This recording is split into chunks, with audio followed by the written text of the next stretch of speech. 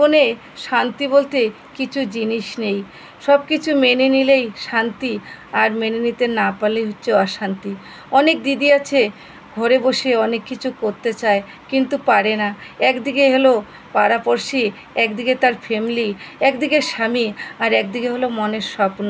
যেমন ঘরে বসে কাজকর্ম সেরে ভিডিও বানাতে চায় কিন্তু পাড়ার লোক পছন্দ করে না, হয়তো কারো কারো বাড়ির ফ্যামিলিও পছন্দ করে না, কিন্তু মনে যে স্বপ্ন রয়েছে যে ভিডিও করে আমি স্মৃতি রেখে যাব, আমার ছেলে নাতি নাতনি সবাই দেখবে আমার এই স্মৃতিগুলো, আমি মরে গেলেও এই স্মৃতিগুলো থাকবে।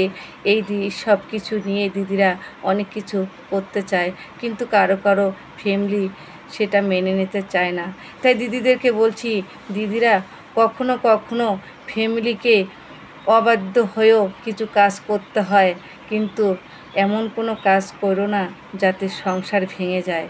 তাই সব কিছু মেনে নিয়ে তোমার স্বপ্নগুলো পূরণ করো আর এগিয়ে যাও, আর সব সময় ফ্যামিলিকে ভালো রাখো, আর নিজের শরীর ও মনের যত্ন নিও।